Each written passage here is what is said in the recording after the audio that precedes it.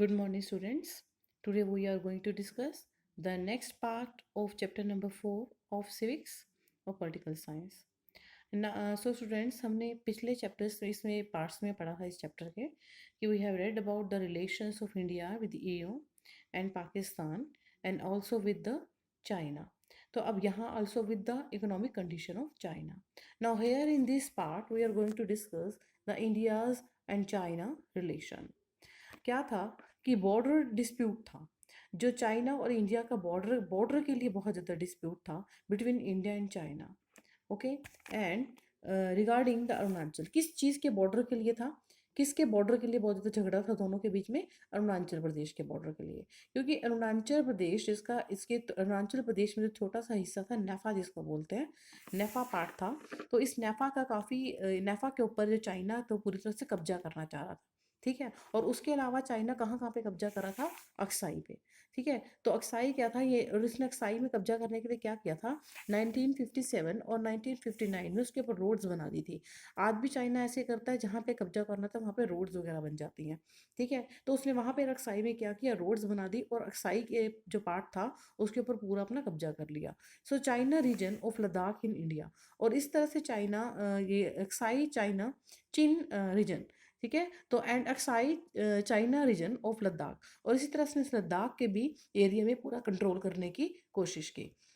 अब लेकिन इंडिया को ये बात बिल्कुल भी पसंद नहीं थी कि चाइना धीरे धीरे करके कई सारे एरियाज को अपने ऊपर कंट्रोल कर, एरियाज के ऊपर अपना कंट्रोल कर रहा है और अपनी पावर को बढ़ाना चाह रहा है। ठीक है, तो चाइनीज टेक ओवर, चाइनीज ने क्या किया, अब यहीं पर नहीं रुका था। चाइनीज ने उसके बाद Chinese take over of Tibet, Chinese ने धीरे धीरे तिब्बत को भी टेक ओवर करना शुरू किया। कब, 1950 में। तो उसने तिब्बत को जो था टेक ओवर कर दिया 1950 में, उसे अपने कंट्रोल में ले लिया, नॉट प्रोटेक्ट बाय इंडिया। अभी जो उसने तिब्बत को अपने कंट्रोल में लिया, इस चीज़ को पूरी तरह से किसने प्रोटेस्ट किया, इंडिया ने। इंडिया को कहीं ना कहीं ये बात गलत लग रही थी कि चाइनीज धीरे धीरे करके काफ़ी एरियाज को अपने ऊपर कब्जा कर रहे हैं और अपने में मिलाना चाह रहे हैं। तो जब चाइनीज ने क्या किया, when they take over of Tibet in 1960, India protest about this. And और इसके अलावा क्या आपको पता है कि तिब्बत के जो उस टाइम लीडर थे कौन थे, दलाई लामा। ठीक है, तो उन्होंने क्या किया, जब चाइनीज ने जब तिब्बत के ऊपर अपना कंट्रोल कर लिया 1950 में, तो दलाई लामा को क्या किसने शरण दी, Dalai Lama were sheltered by India. Dalai Lama को उस समय इंडिया ने शेल्टर दी। ठीक है, क्योंकि इंडिया की तो शुरू से पॉलिसी है, पॉलिसी ये थी कि शरणार्थी जो है उसको हर किसी की हेल्प करनी और उसको शरण देना।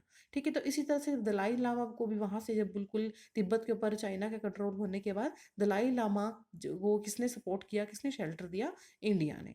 China told to break. अब जब इंडिया ने दलाई लामा को सपोर्ट किया तो चाइना को ये बात पसंद नहीं आई। अदरवाइज उससे पहले चाइना और इंडिया के हालात इतने, जो रिलेशंस इतने खराब नहीं थे, लेकिन यहाँ से इस बात की वजह से China told to break panchayat agreement.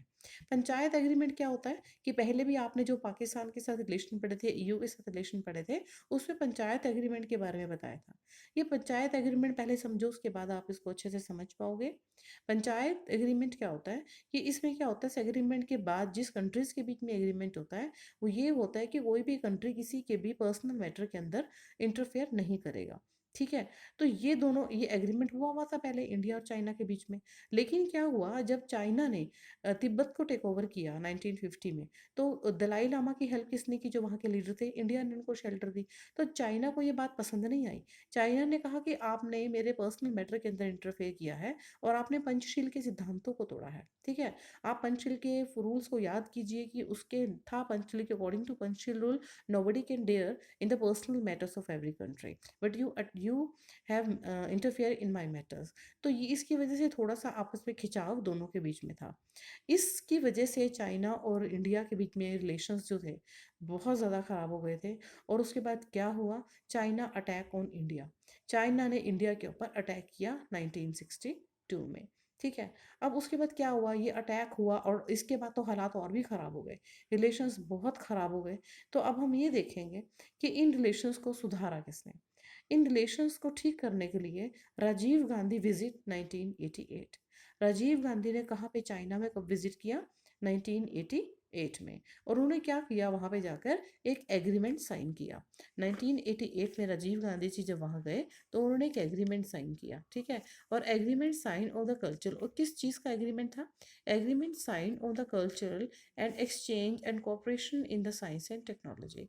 Gandhi ji के जाने के बाद, राजीव गांधी जी के जाने के बाद जो एग्रीमेंट साइन हुआ चाइना के साथ इंडिया का, उसमें इस बात को कहा गया, क्या था उस एग्रीमेंट के तहत, कि अब एग्रीमेंट साइन हो गया है और हर तरह से culturally exchange and the corporation in science, कि अब साइंस में फील्ड में और टेक्नोलॉजी की फील्ड में अब दोनों कंट्रीज एक दूसरे को कोऑपरेट करेंगी, ठीक है।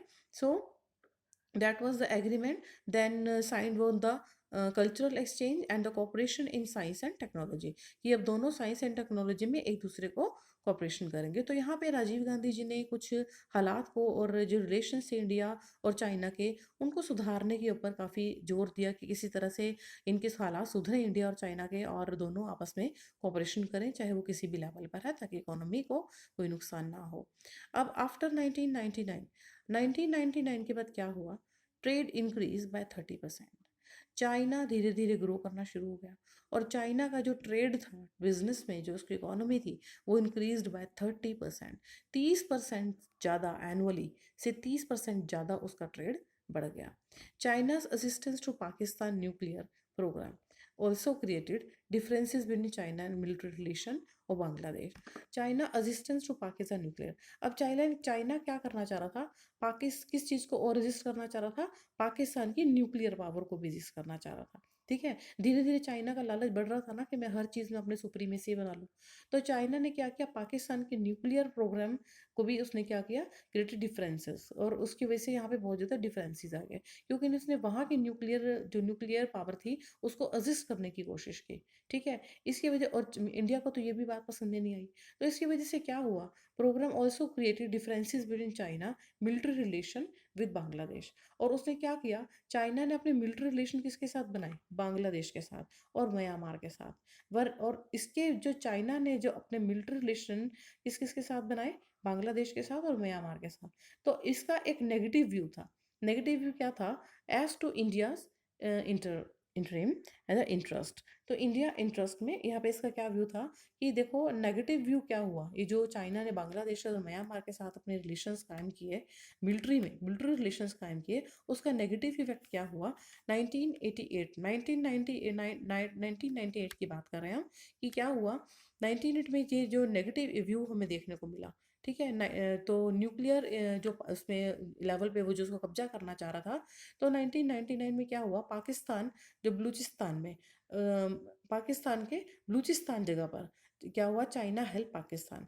तो यहाँ पे चाइना ने किसकी हेल्प की? पाकिस्तान की। And differences of the India and China increase.